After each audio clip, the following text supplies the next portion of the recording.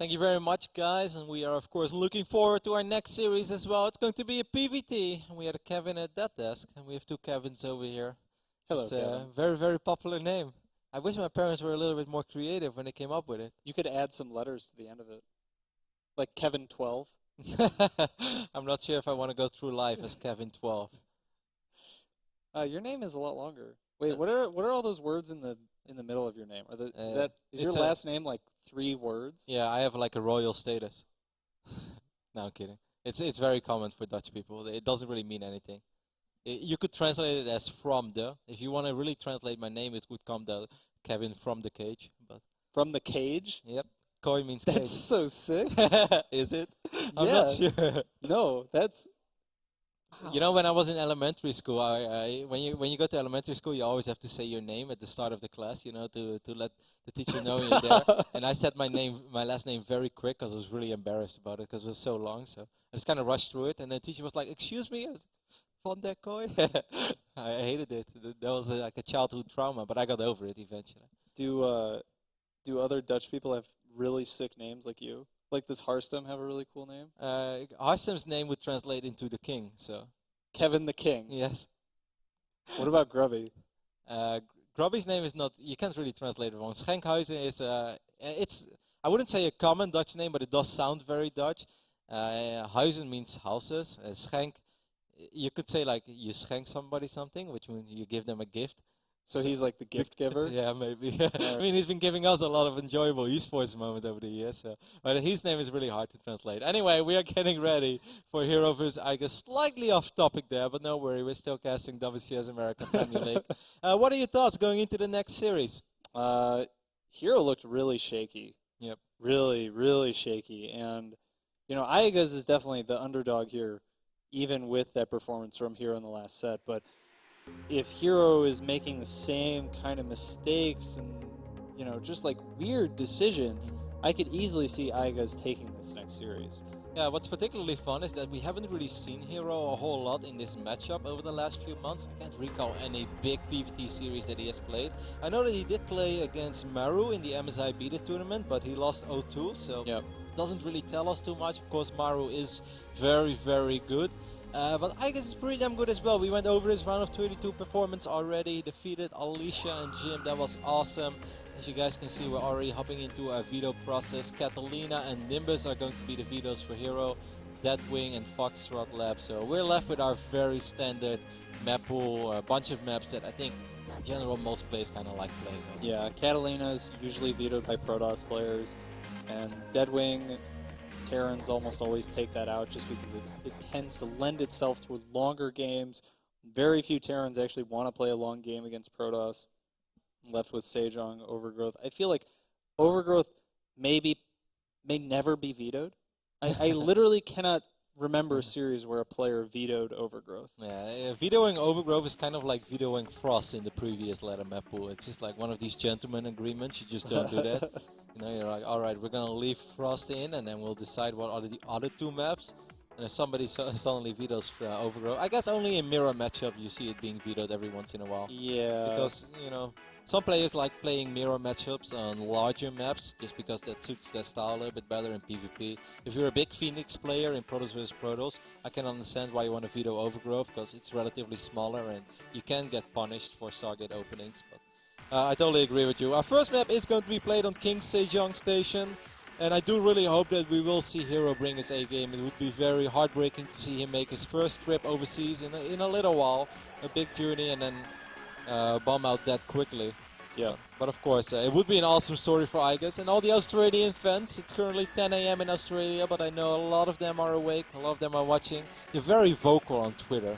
I don't know if it's me just following a lot of Australians for some random reason, but half my timeline is often filled up with Aussie tweets. But I kind of like it. Well, if iaguz does well here, I'm sure more than half of your tweets, perhaps all of the tweets in your timeline, will be from Australia. And if you're looking a little tired, yeah, that's probably...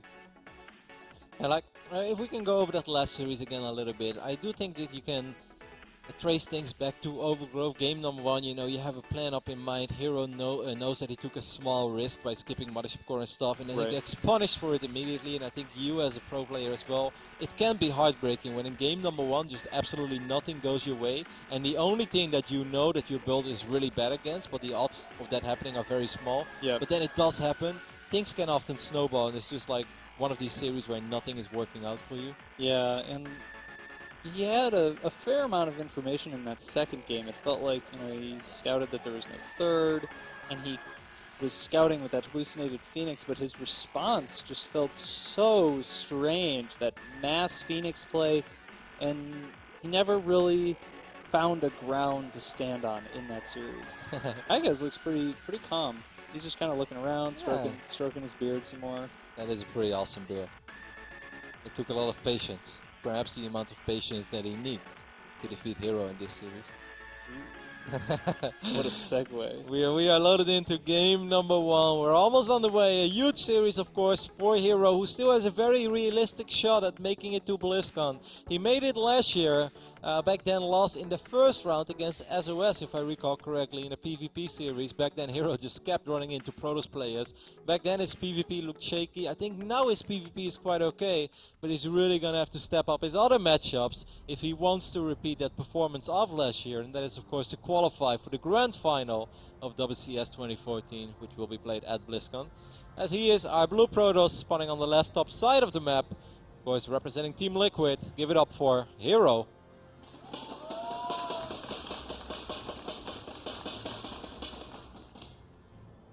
And in the bottom right-hand corner of the map, hailing from Australia, fighting for his tournament life, give it up for Ro16!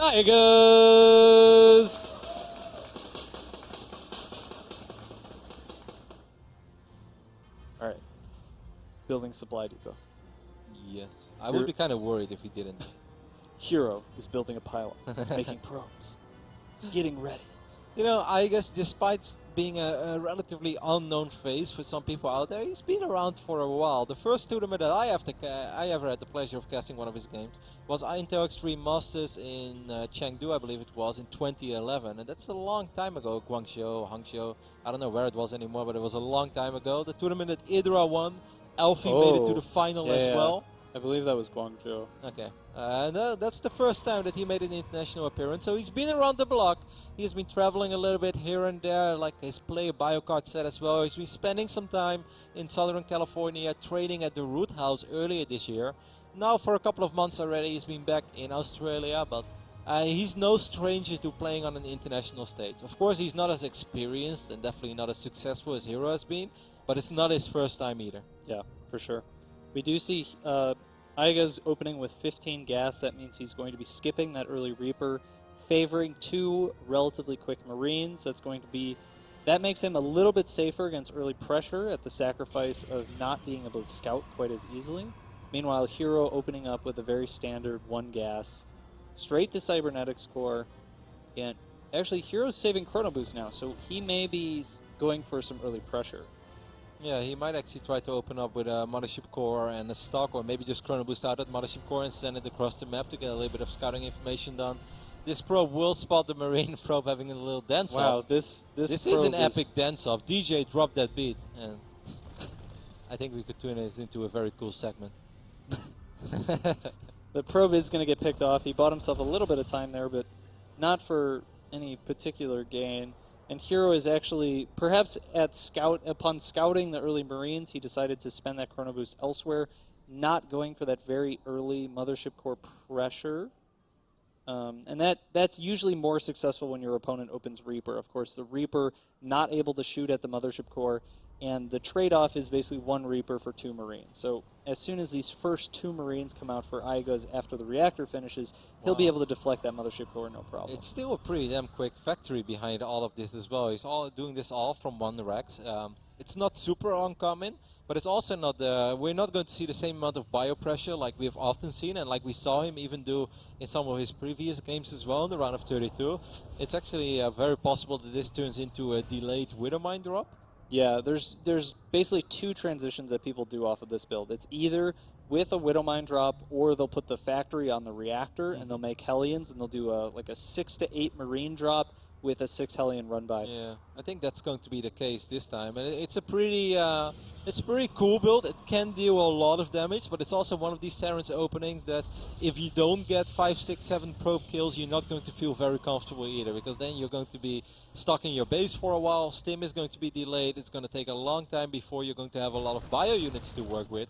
So this is one of these openings that it can work out fantastic for iaguz, but if HerO picks up on this, if he expects that this is coming and he has enough Stalkers in position and his Mothership Core is at the right place and he handles it well, he should be able to put himself in a very good position. Yeah, it's really all gonna the vast majority of the result of this game will be decided upon how well HerO defends that Hellion pressure, and good scan from iaguz gets basically all the information there is to get. He may think that there's some other structure, because usually you'd see a third gateway, but he's probably content that he's seen enough information that he can continue with this attack.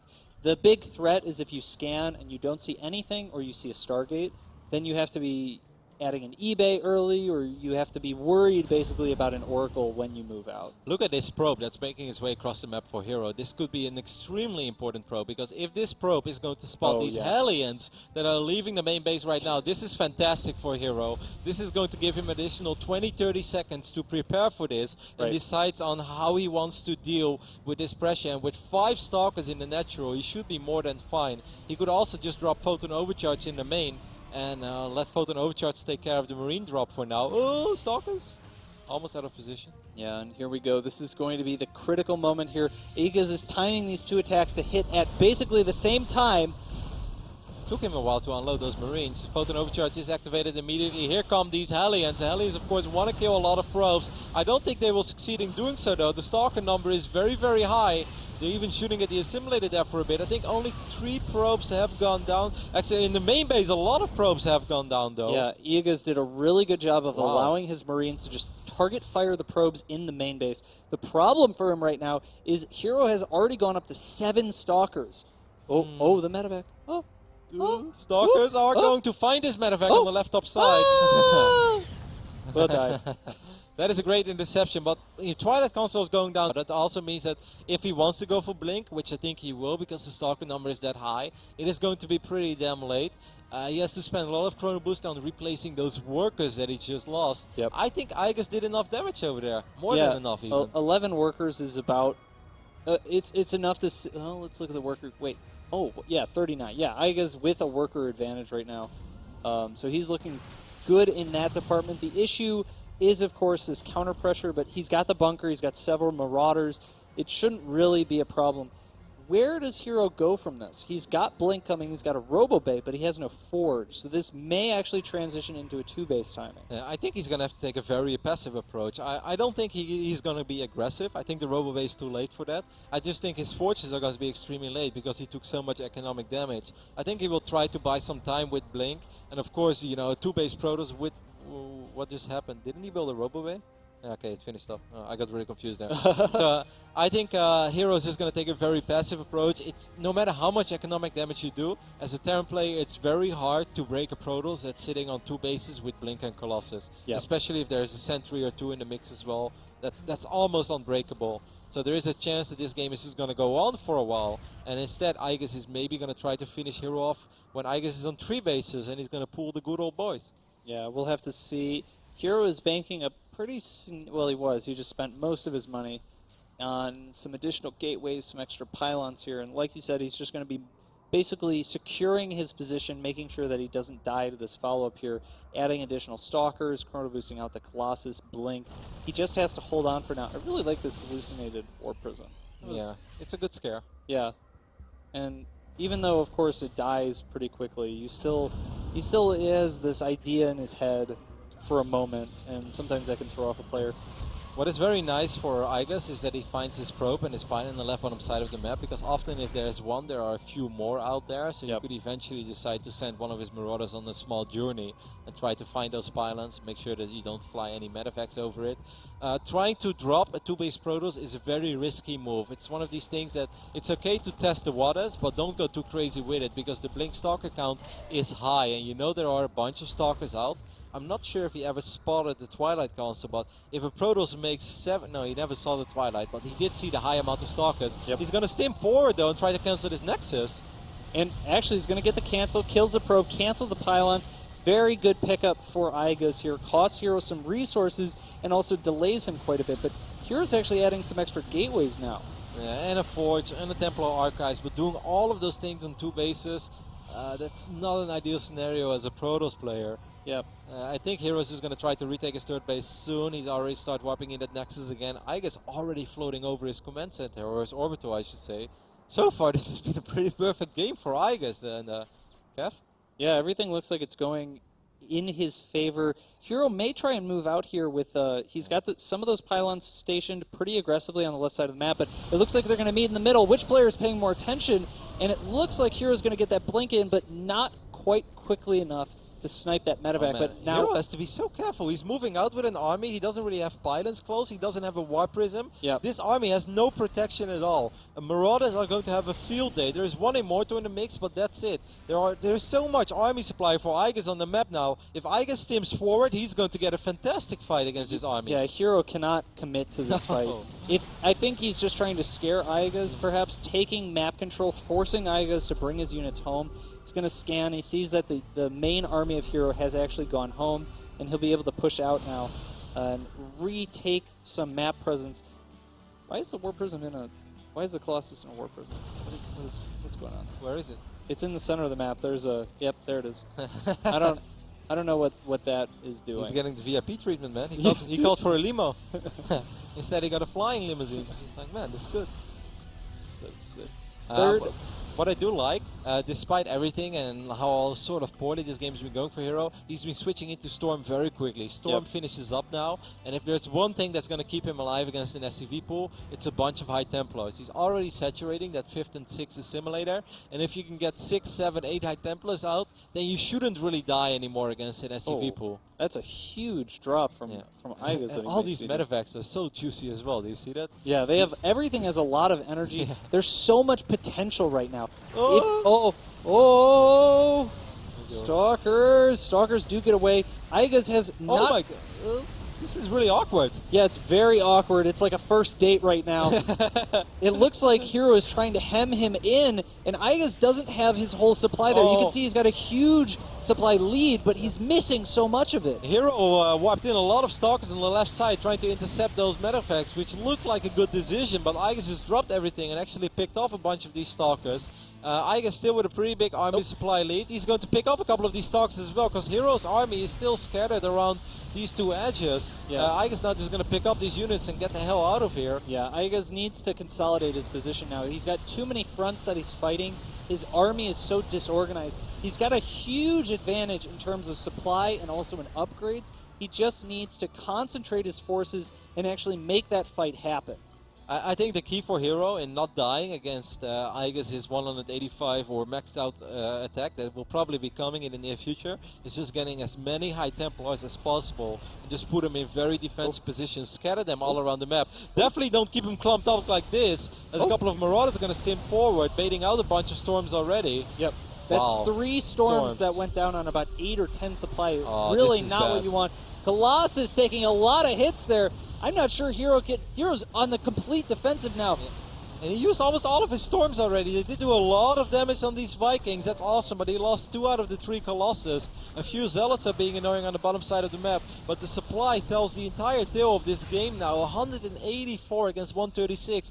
iaguz's army supply is almost doubling the ones of HerO. Yep. Storm is a very good unit, but I'm not sure if it's that good. No, it's not that good. And even though the Vikings are so low, there's only 1 Colossus left. He can sack the Vikings for the Colossus, no problem. Land those. All he has to do is... They're coming in. Oh, Snipe. Why are you using Snipe? Use EMP. Oh, big feedback. Oh, big storms. Okay, that was well done by HerO. That could have gone a lot worse. iaguz getting a little over-eager there, sending his ghost a little bit too far forward. Yep. Losing 2 out of his 3 ghosts, and all of them had a lot of energy as well. They could have dropped 2 EMPs each. And looks like HerO... It's so weird because HerO is the aggressor in this game, but he has no right to be the aggressor. He's been down supply. Like, yes, take this fight. It's such an unorganized attack by HerO again. Pylons are far away. He's fighting uphill. Most of his army is still making his way across the map. A lot of Zealots is streaming in from behind. Why is he taking this fight? He's I down don't know. supply. He's down upgrades. Like, there's no timing for HerO right now. He just has this idea he's going to fight, and he keeps trying to make these fights happen. But what he is doing, and this is something that you mentioned earlier in this game, he's keeping iaguz on his side of the map, and he's taking momentum away from him. As awkward as it all looks, and as unorganized as it looks, HerO has slowly but steadily crawled his way back into this game. He's getting his 4th base up, he's getting a cannon or 2 up there as well, and he's once more starting to spread these high Templars all around the top side of the map. So, as awkward as it all looked, it did kind of work out for HerO. Yeah, HerO is really taking advantage of keeping iaguz away from him in order to set up those defensive positions. It's so hard to actually push when there's storm coming in from every angle, and it's so big storms. And Zealots are ravaging everything on the left bottom side of the map as well, while these ghosts are moving forward again. So HerO is definitely dealing some economic damage during all this. Storm is going to land, most of these ghosts will fall, and HerO is doing a really good job in shutting this base down on the left bottom side of the map. He killed roughly 10-12 SUVs here already, and now big storms are landing as well. Wow, HerO has actually done remarkable in the last 90 seconds of this game. Yeah, all of a sudden things seem to be kind of switching into his favor. Oh, what a big storm. Oh. Somebody give iaguz an umbrella. He is taking so much damage. HerO's multitasking is really picking he killed iaguz apart. Yeah, he killed the command center. He killed the planetary that was morphing in the left bottom side of the map, and suddenly HerO's in a very okay-ish position, sitting on 4 bases, closing that upgrade gap as well. Actually, will be ahead in upgrades in just a couple of seconds, where he's going to be on 2-2 against the 2-1 of iaguz. And iaguz cannot afford to lose those expensive units anymore. Vikings and Ghost are very expensive for a Terran, especially if your economy is getting disrupted all the time. Yeah, and I mean, so iaguz still has a slight supply lead, but iaguz's ability to control the map is so poor compared to HerO. These Zealot run-bys are just ravaging everything iaguz has. His economy is so bad right now because he's not committing units to that corner. HerO has killed 44 SCVs in this game, and that has all been done with just Zealot run-bys and Zealot harassment in a phase in the game where you could really say HerO needed every single unit defensively, but he just did it. He had made a remarkable call there, buying time for himself, putting himself sort of in weird positions. iaguz is moving forward now, though. This is sort of do or die for him. He really needs to shut down this base. There's still 2 Colossus alive. Most of the Vikings have died. I don't think the Terran has enough over here. Yeah, he's going to have to fall back, but Blink is up, of course, so he'll be able to blink on top of those medevacs as soon as they pick everything up. Looks like iaguz is continuing to kite here, but you can see the supplies are so much in favor of HerO at this point. He's going to blink directly on top of this army, cleaning up the rest of the medevacs. All of the Marauders are going to fall. Yep, and GG is called. Liquid's HerO wins game number 1 on King Sejong Station, and that's pretty damn impressive because we showed that army supply tab. It was 64 against 122 or something. Yeah. It was crazy. But HerO just moving out all the time, taking away map presence from iaguz, making it hard for iaguz to decide when he should attack or not.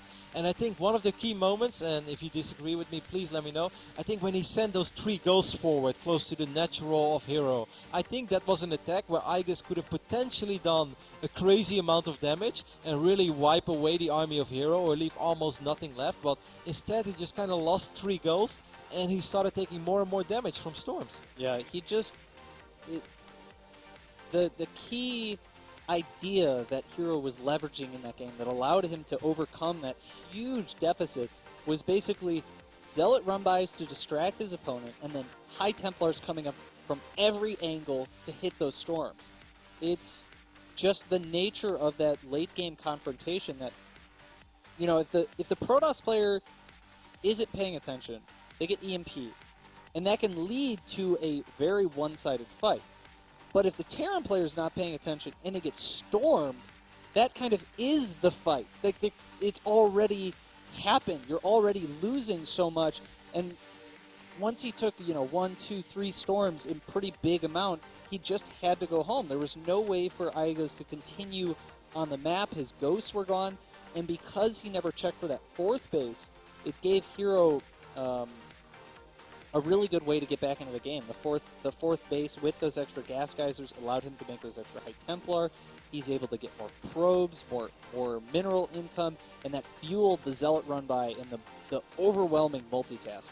Yep, extremely well done by HerO, losing 11 probes early on, losing his potential quick third base as well, that getting cancelled. It was really frustrating, but I think one of the best calls that HerO made, and I'm really happy to see that, because this is something that I've been talking about a lot in some of my previous guests as well. I don't really like these Protoss builds, where they open up with 5, sometimes 6, 7 Colossus, and they delay that High Templar Archives or the Templar Archives for so much time that it's just it's almost too late by the time they finally want to get into High Templars. HerO only made 3 Colossus, and if he would have been stubborn and delayed the Templar Archives and just keep making Colossus, he would have died against an overwhelming amount of Vikings. Oh, well, you guys can't see it, but things are already happening. How many probes are mining? I feel like we're missing something. There's only 5 probes. It's a bug, we have to rehost. Over here on the left top side of the map, we're looking at the base of our blue Protoss player, who had a very good comeback in game number 1. He was definitely on the ropes, but he showed character. He's still in this one. Give it up for HerO.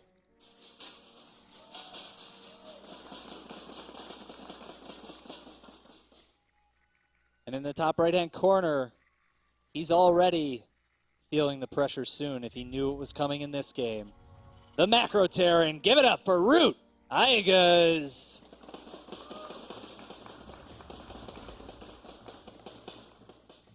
And of course, we have to talk about this proxy pylon that's going up on the top side of the map immediately for HerO. It's going to be an 11 gateway. Yep. I think it's going to be Zealot Stalker Stalker. Probably. That's or double Zealot Stalker. Wait. Yeah. We'll have to see. He's done this. I remember seeing him do this to Pult in a tournament. Wow, that was on Heavy Rain, so that was a long time ago.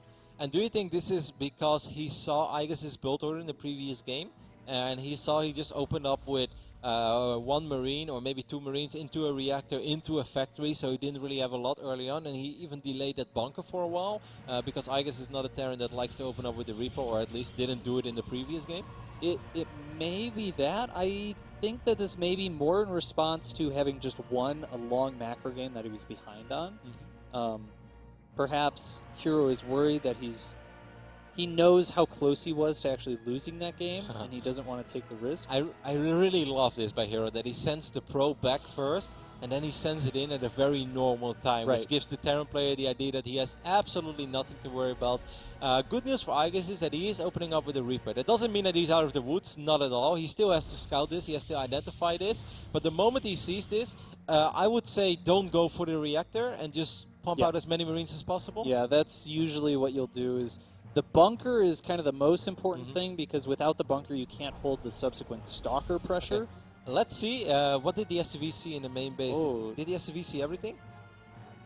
The SCV actually did not go all the way in, so he might drop his command center on the low ground. Oh, man. If iaguz would have seen what we know, then he would have never dropped his command center on the low ground. The SCV scout is supposed to go into the base and check for the gateway and the gas timings and things. He's tricking, HerO is tricking iaguz. He sent the probe down into his natural as if he was going to build the Nexus, and iaguz was like, no, you're not building that Nexus. I'm going to keep my SCV here, but he's got no idea. And now even the Reaper is making his way across the map. The reactor is almost done, but that means this is so this painful. Is a nightmare scenario for our Aussie Terran. Here we go, iaguz. What can you do here? He needs a bunker in the mineral line. Yeah, 2 Marines. The Reaper's got to go home immediately, and he's got to just micro his heart out. Cancel the command center on the natural. You're never going to finish it. Oh, he built an eBay.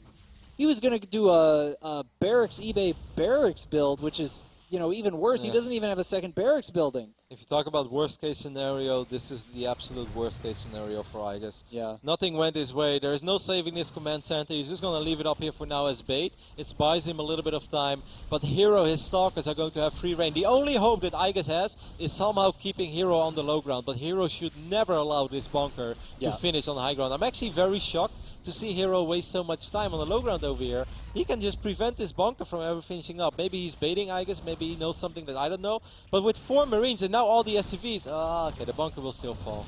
Yeah, he's got to pull. He needs to use those SCVs, micro them back if he can. Both zealots are gone. Yeah, and iaguz has secured Where's the mothership control core? of the high ground. Yeah, the mothership core is only halfway through the map, so there is no high ground vision now for HerO. So every time he shows his stalkers, every time he wants to fight, he's going to take a lot of damage as well. He picks up the Reaper, that's nice. Yeah, the Reaper's a big...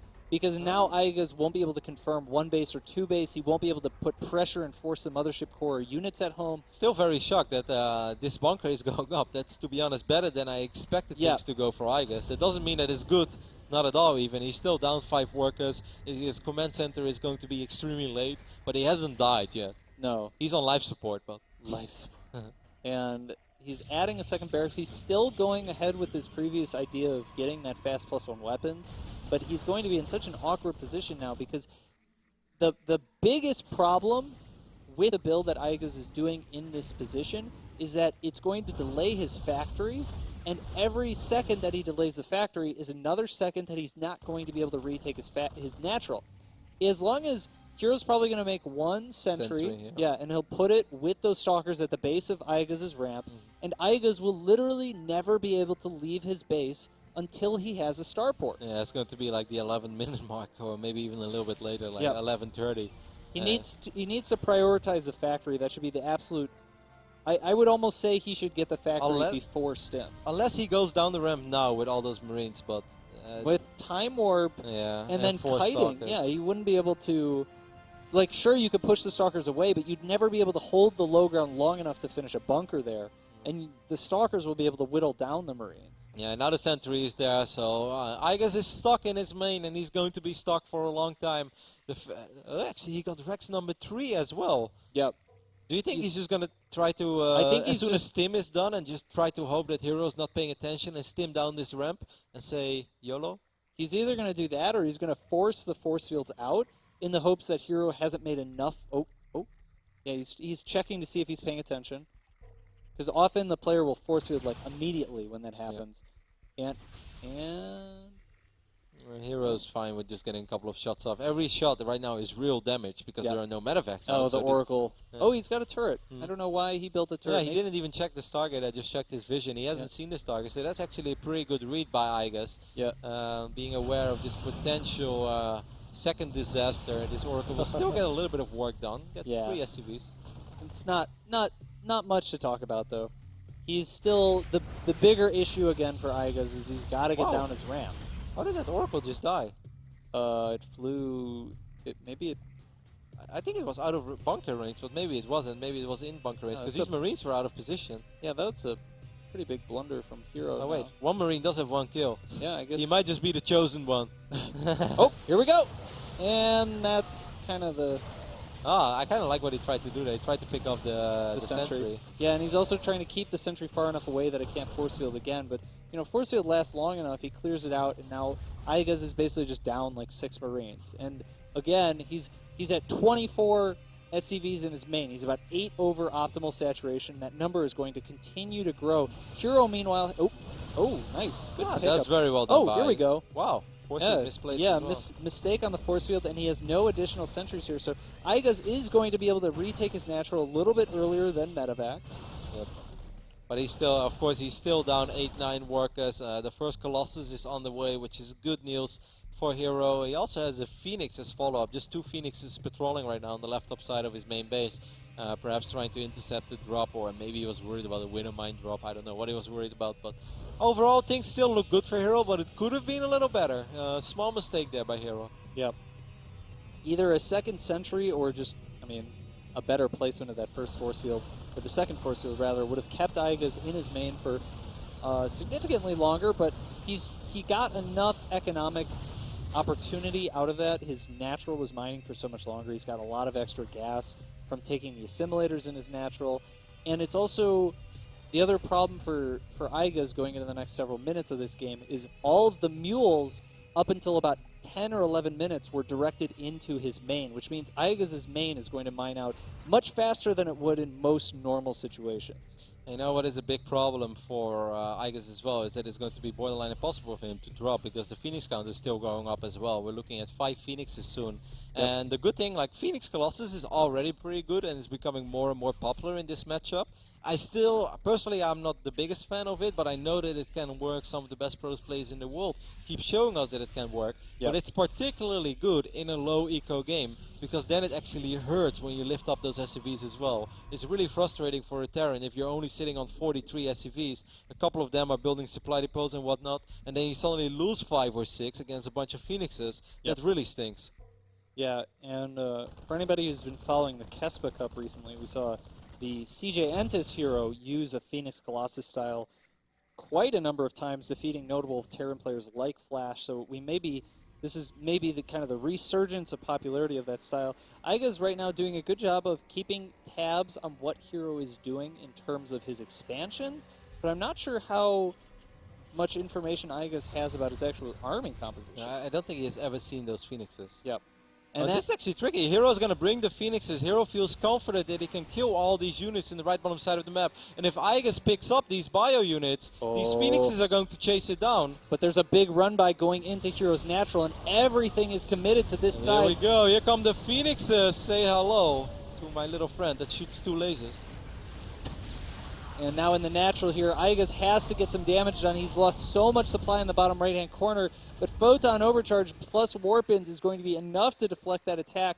And now HerO is sitting at a very comfortable, roughly 20 supply advantage. His third base earlier than iaguz's. iaguz is actually committing to what will be a 2-base, probably SCV pull. He's got a second starport. He's going to make 2 or 3 goes, try to land EMPs in the sentries and just go for it.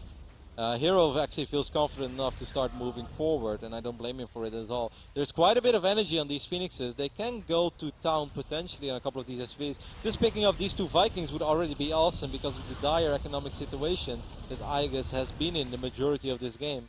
Yeah, it's going to be very hard for iaguz to actually get enough units to make that SCV pull work. Basically, he needs enough Vikings to either win the fight against the Phoenixes, or usually what people do is enough Vikings to kill the Colossus before all the Phoenix kill the Vikings. And because HerO is making that transition into High Templar tech, he doesn't quite need as many Vikings as he would against a true Phoenix Colossus build, but that also means his SCV pull is going to be way harder to execute because Storm is already going to be done. Yep, and HerO's even adding a Warp Prism as well already. I'm not sure if he's going to use it for aggressive purposes, but he can also use it defensively and try to drop a couple of High Templars maybe behind the army and land some key storms. Something that HerO has done in the past, and we know that he's really good when it comes to those specific parts of this game. Yeah, that's really where HerO excels, small little micro tricks and stuff like that. HerO's minute unit control is exceptionally good, and we saw that highlighted in that last game, just being able to use his High Templar to deflect massive supply disadvantages. Now, is HerO actually going to fight? It looks like he's coming to meet iaguz in the middle of the map. Yeah, once again, a little bit of an unorganized engagement, but it's fine because the true power of HerO lays in these Colossus that are not going to die against, 4 or 5 Vikings when there are all these Phoenixes as well, and above all, there are 5, 6, 7 Storms available. The only disaster scenario is that there is 1 EMP that lands on these High Templars. Army supply is a little bit deceiving unless iaguz does land the EMPs that he's looking for. HerO just invested in 5 gateways as well. He's landing a couple of feedbacks. HerO is making this a little bit complicated though. The boys are being pulled as well on the top side of the map, so all the boys are making their way downtown, bringing some minerals as well. Looks like they're bringing presents, but actually they bring death. He's literally bringing everything he's got. He knows this is his only chance here. If iaguz doesn't make this work, he's out of the tournament.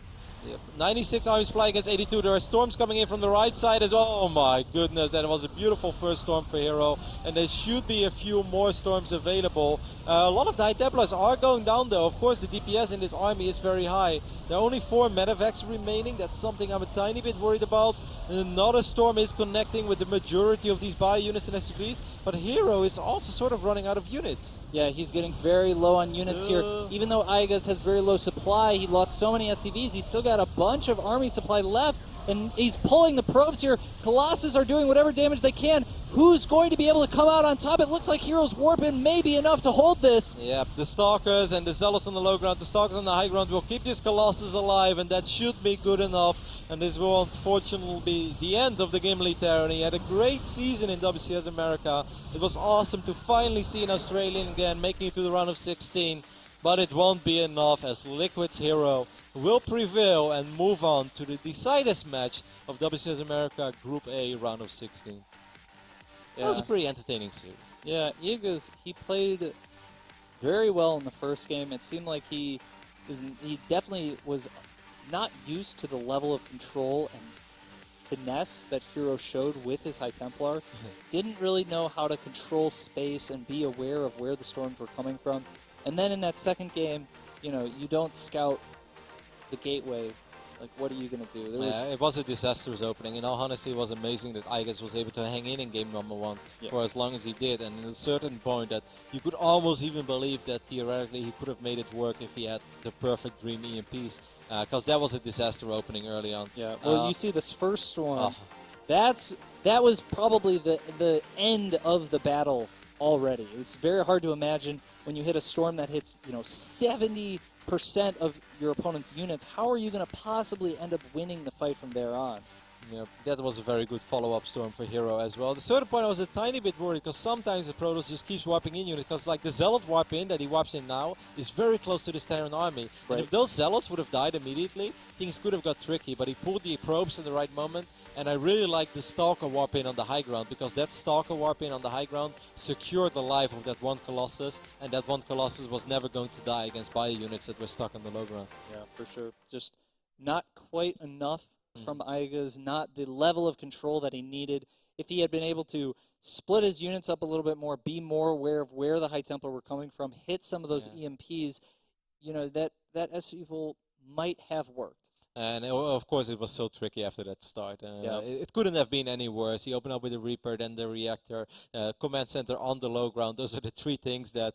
I mean, the Reaper is fine, but the Reactor and the Command Center on the low ground, and the SCV Scout that doesn't see the gate, those are three things that is literally the worst thing that could happen for iaguz in the best case scenario for HerO. So. Yeah, and he just got so much damage, so much value out of those first couple of units. Controlling iaguz's ability to take his natural... you could just see the way the game was evolving. It was so one-sided. iaguz, big props that he almost made that SCV pull work, though. Exactly. Really showed he knows. You can imagine if he hadn't taken so much damage at the early part of that game. I mean, we saw game number 1. He put himself in an excellent position. He is able to hang with someone like Liquid HerO in this matchup. Perhaps just lacking the experience to go all the way and close it out. But still a phenomenal season by our Australian Terran. Unfortunately for him, it has ended. HerO will advance, so that's good news for all the HerO fans and all the Team Liquid fans. And I'm very curious to say what the people at the social media forums have to say about that. So Josh, enlighten us. Ladies and gentlemen, a lot of people really rooting for HerO, but a lot of our friends in Southeast Asia were staying up late or early to watch iaguz. Now, we do wish him all the best of luck next season. Hopefully, he will return. But until that time, make sure to follow him on Twitter, @RootIaguz. And a huge thank you to Maynard, Duckville LOL, and the rest of Southeast Asia that watched the match and cheered on their friend from that region. Now, remember to check out the gear at the Blizzard store. That's gear.blizzard.com for some of the awesome products that they have. T-shirts, collectible items, the Risk game as well, a tabletop game that you can challenge your friends, StarCraft 2 edition. Check out the code. You can take one of the items that they have on the store, 10% off. Just enter the code. More information, gear.blizzard.com. Now we're going to check in with our friend Kevin from Cooler Master when we return. But after that, it's going to be the winner's matchup of Scarlet versus Violet. Stay tuned.